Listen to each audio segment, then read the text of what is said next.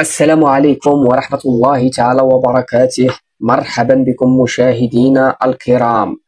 النظام الجزائري نظام الكابرانات طلع ليه السعاف وطلع ليه الدم وشداتو الصعرة كما كنقولوا، وبدا كيتهم فرنسا على انها كتزعز عليه الاستقرار ديال النظام الجزائري.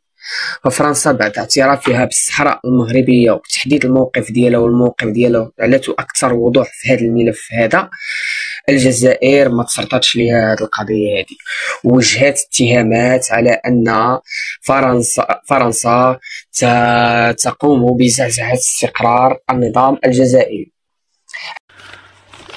حيث وجهت الجزائر اتهامات لفرنسا بالسعي لإعمال عدائية وشن حملة إعلامية من اللوبي المناهض للجزائر في فرنسا.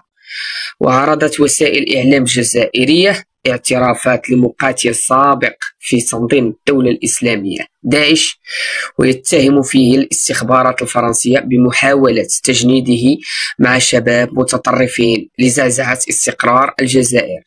فيما نفى وزير الخارجية جان نويل بارو هذه الاتهامات، مؤكدا أنه لا أساس لها من الصحة.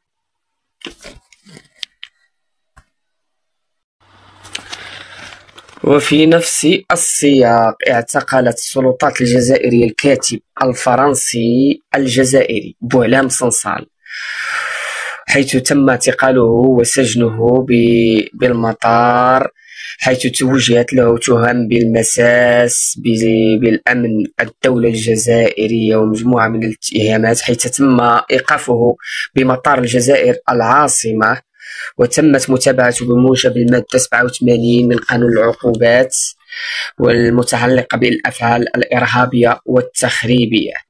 بينما عينت فرنسا محاميا له، لكنه لم يتمكن من حضور محاكمته، واقتصرت على أن النظام الجزائري حدد محامين وطنيين من الجزائر للدفاع عنه.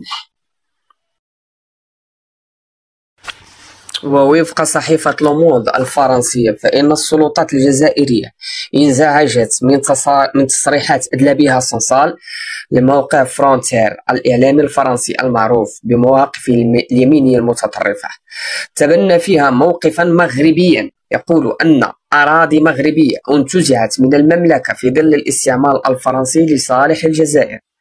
ويعتبر صنصال كاتب الفرنسي الجزائري البالغ من العمر 80 عاما والمولود من أم جزائرية وأب مغربي، وحصل على الجنسية الفرنسية في سنة 2024، وهو يوجد في وحدة علاج طبي.